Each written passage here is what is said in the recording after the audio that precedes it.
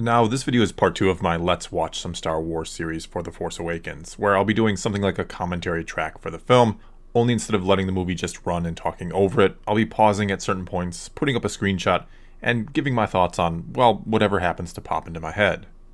And if you haven't seen part 1, it's not necessarily required viewing, though I'd still recommend checking it out first because I don't plan on really recapping anything I went over in part 1.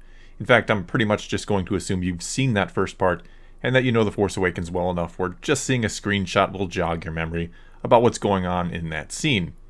Anyway, a link to the first part will be in the description below, and so without further ado, let's watch some Star Wars. Okay, so here we are at one of my favorite scenes or sequences in the whole movie, where Poe and Finn escape the Star Destroyer. And I like it even though there's a lot of issues with it, and a very interesting character choice made for Finn that really I don't agree with or even find believable, but I'll get to all that in a moment. First, I do pretty much entirely buy the fast friendship that's formed between them, mainly just because of the way these two actors sell it. Sure, they have maybe a million reasons not to trust each other, and only one reason to actually trust each other, and that's really only because they want to escape and they have no better option at the moment. Still, in my opinion, this mainly just works because of the actors. And so here's pretty much the start of my problems with Finn, where he's saying stay calm, and Poe responds, I am calm, and Finn says he's talking to himself. Is it humorous? Sure, I probably chuckled the first time I watched it. Problem is, not only does it break tension when it really should be building at this point, I mean, we should be nervous for these two guys right now. Not laughing, unless it's nervous laughter, I guess. But why is Finn, this soldier who has been trained and conditioned since birth to be the perfect soldier, so skittish and scared right now? Why is he literally talking to himself? I get that they're trying to sell us that he's terrified of the First Order and that we, the audience, should be terrified too. But the real problem is, if I'm to believe Finn is like every other stormtrooper, it should be a two-way street here, that every other stormtrooper should be similar to him as well. The opening of the movie really tries to paint the First Order as this ruthless organization who doesn't hesitate to gun down innocent villagers, that they're cold and heartless and just follow orders without question or succumbing to any sort of emotion. But our first glimpse behind the helmet tells us that they're nervous jokesters. And I do get it, Finn had a moment or an epiphany when his friend, or what I would assume was his friend, died at the start of the movie. He's different on some level than the rest of the stormtroopers, obviously. But I'm not sure why that one moment, his friend's death, completely and utterly broke a lifetime of training and why he's now going to be comic relief for the rest of the movie. I mean, I really feel like Finn's arc should have been about finding or claiming his humanity, about learning what it's like to be real and genuine and true to yourself after spending a lifetime just following orders. Yet it seems like once Poe gives him a name, he instantly finds an identity, and any chance to do anything deep and meaningful with this character is squandered in favor of him just tossing out some jokes here and there. Okay, this is such an odd and unnecessary scene, and I feel like it's only in the movie just to have some extra action and to blow some extra stuff up, that no real thought was put into any of this, even though there was a real chance for a character building moment to come out of this that got completely ignored or just overlooked. Because instead of the TIE fighter just flying out of the hangar as it probably should have, some sort of fuel line, I guess, was still attached and they got stuck hovering there for a minute or so.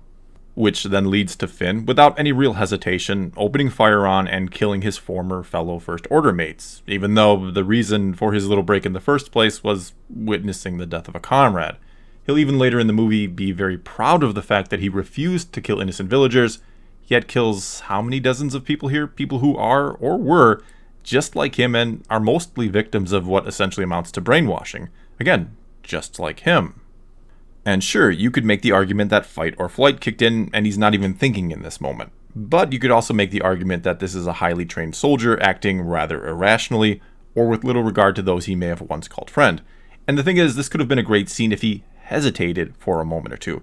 If we saw maybe his targeting computer lock on to a group of stormtroopers and he looks unsure, but he finally shuts his eyes and he just starts firing, and he continues to fire at random the whole time. Later then, when walking through the desert and he's stripping off his armor, he could have taken a moment to look at his helmet and silently contemplate everything he'd just been through and done. But nah, this scene and Star Wars itself is just about blowing stuff up, I guess. And then there's this, where Poe tells Finn that they have to take out as many cannons as they can instead of just making a break for it. And they then take out 2 cannons before making a break for it.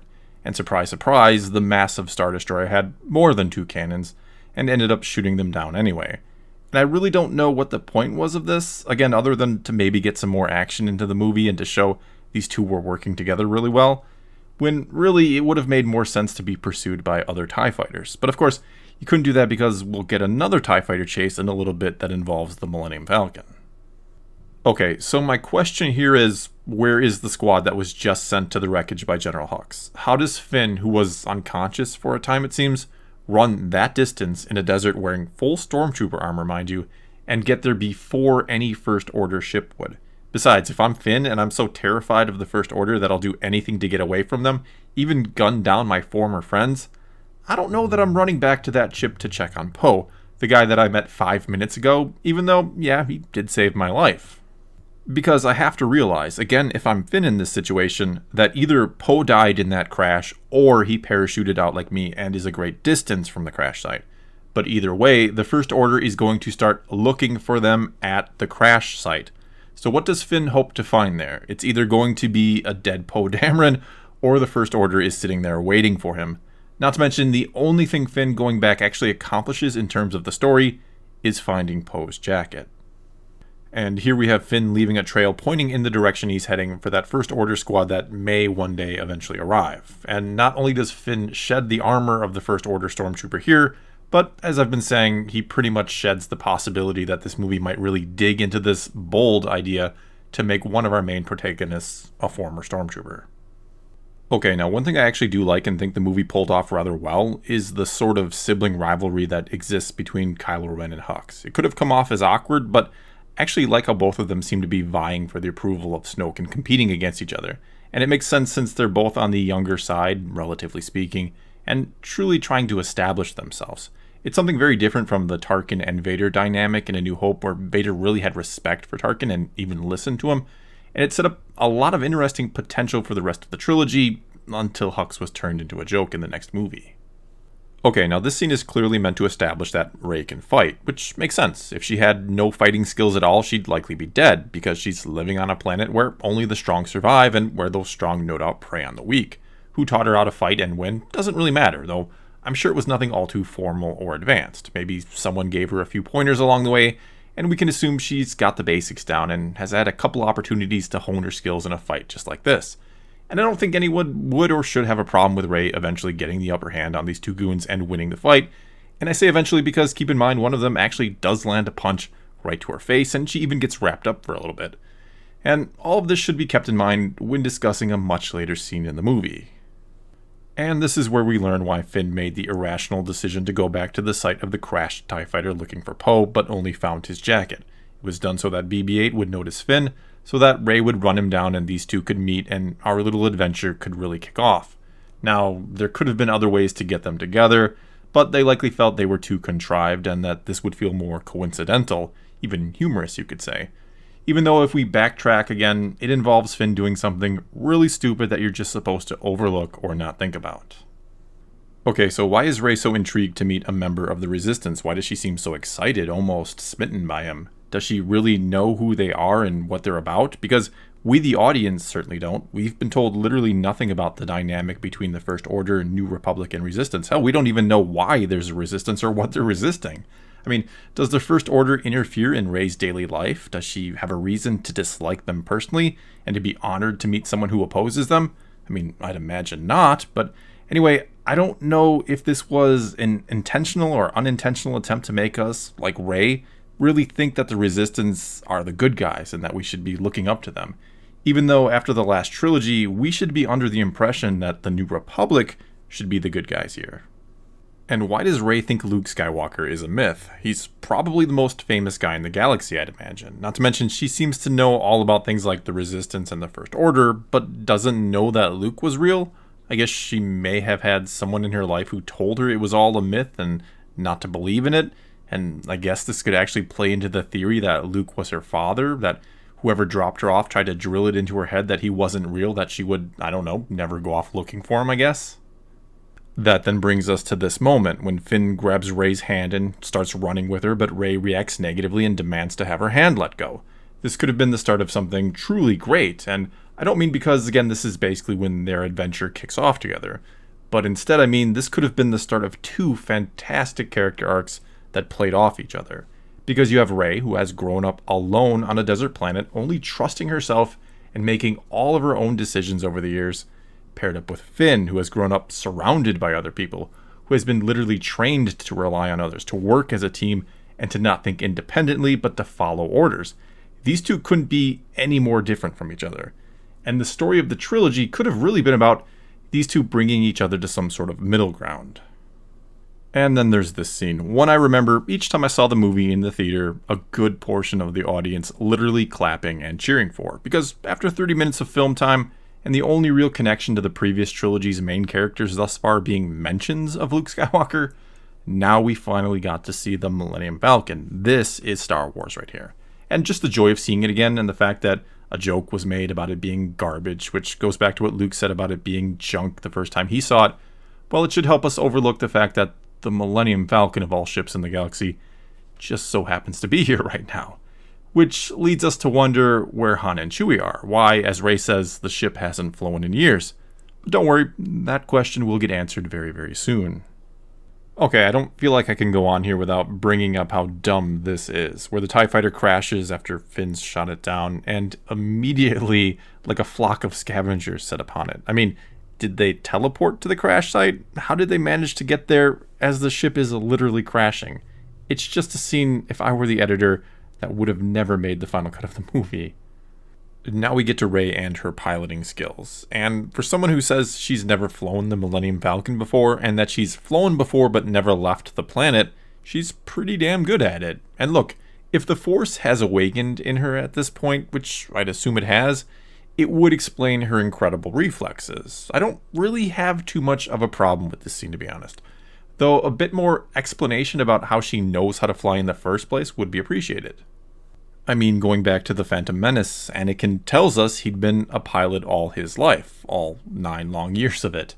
But we also had Obi-Wan in Episode 4 say Anakin was the best star pilot in the galaxy. So him winning the pod race in Episode 1, and mind you, he'd lost everyone he'd been in before that, maybe still a bit of a stretch, but at least there's an explanation given. Then there's Luke in A New Hope, and in this case we have Obi-Wan at one point saying to him that he understands he's become quite a pilot, and we also have Luke scoff at Han's price to take them to Alderaan, telling him they could almost buy their own ship and that he could essentially fly it. Finally, before the attack on the Death Star, Luke talks about bullseyeing Womp Rats back home to let us know that at least he's done something similar to hitting a small exhaust port on the Death Star. And so again, some small explanation about where Rey learned to fly like that should have and easily could have been added to the movie. And then there's this scene where it's clearly established that this is no new Darth Vader we're dealing with after he throws a little temper tantrum, something I could never imagine out of Vader, at least not in this way. And what's so strange or curious about Kylo Ren in this movie is he's not built up, rather he's torn down, because he starts out strong and intimidating, in control for the most part, but by the end of the movie he's a mess, and he's lost a saber duel to someone who's never used a lightsaber before.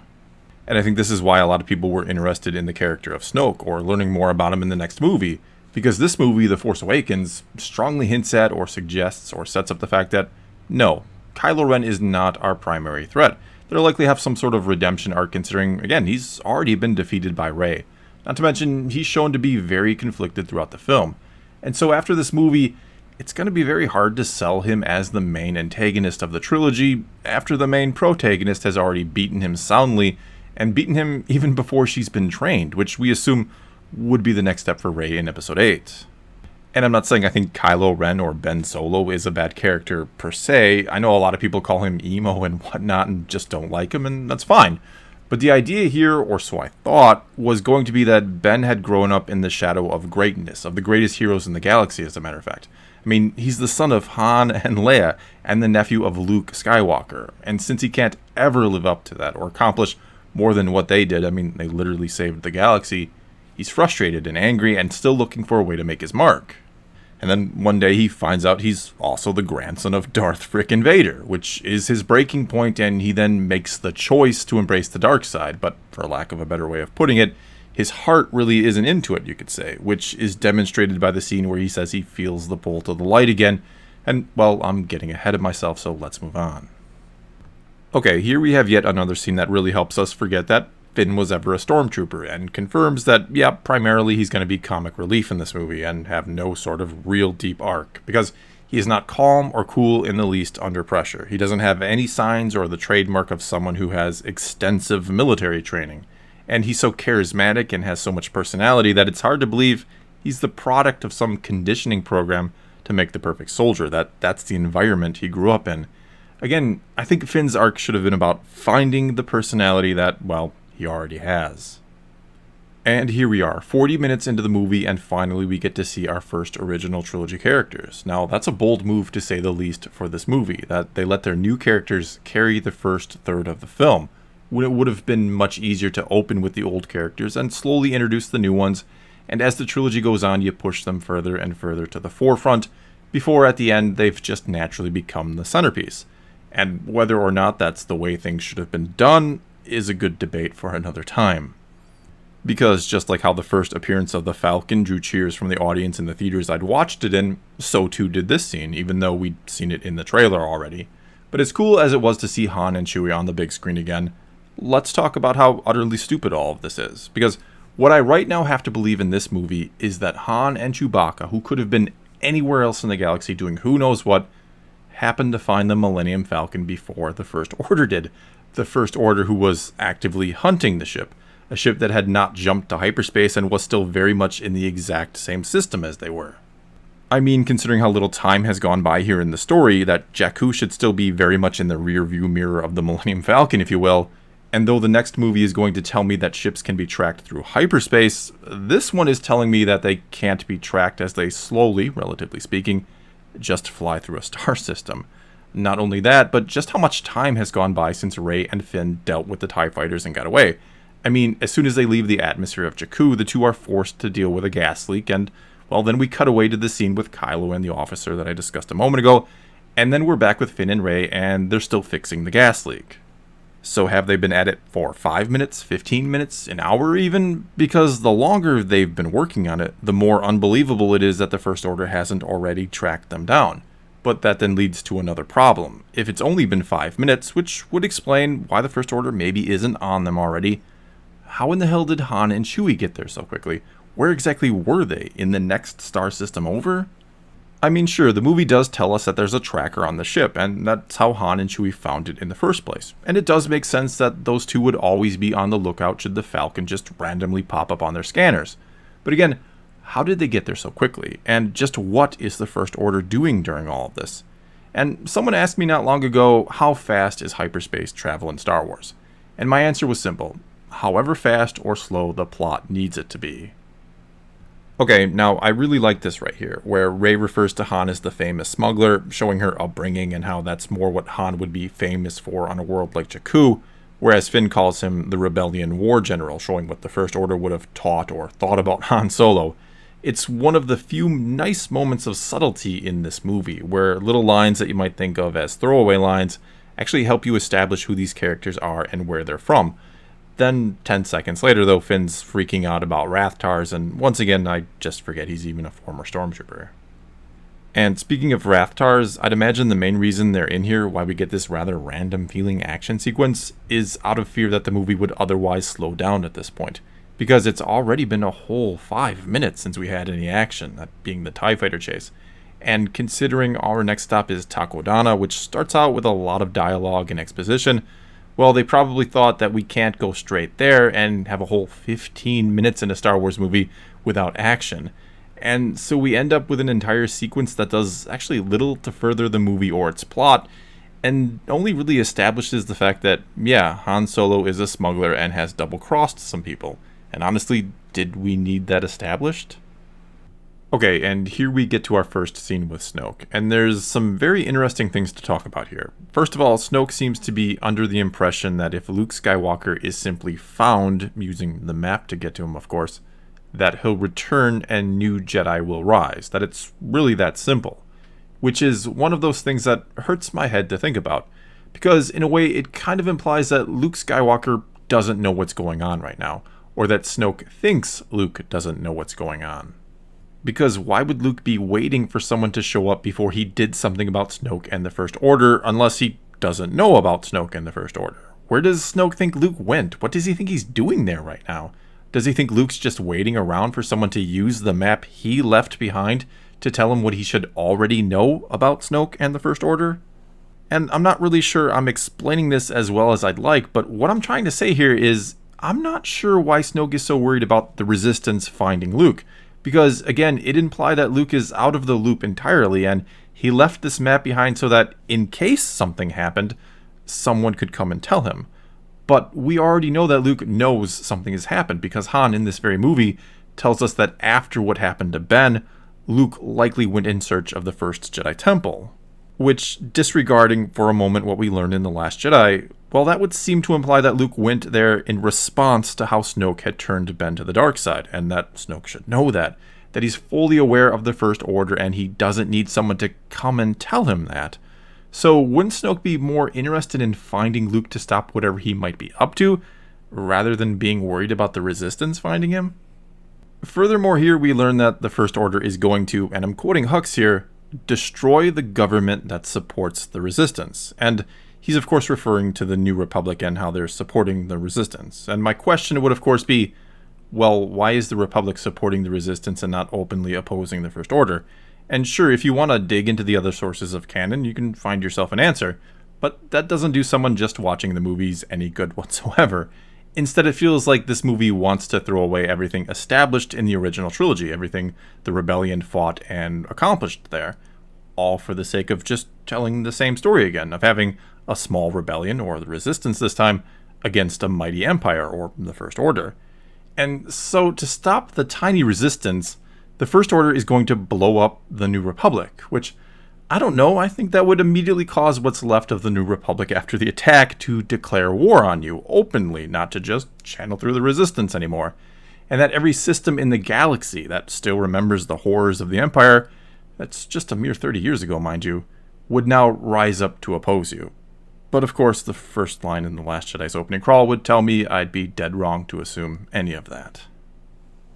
And I think that's where I'll call it for this part, but I will try to get a new part up each and every week until we're done, and afterwards I'll certainly move on to another Star Wars movie if people are enjoying this, with the obvious choice being The Last Jedi, despite the fact that, yeah, I've pretty much talked that movie to death already. So maybe I'll do a different Star Wars movie instead. I'll leave that up to all of you watching to decide when the time comes. Well, that's all I've got for you this time then. Now it's your turn to comment on anything or everything I had to say about The Force Awakens. Do you agree with my assessment or do you disagree? Either way, let me know in the comments below and let's talk some Star Wars. And until next time, thanks for watching.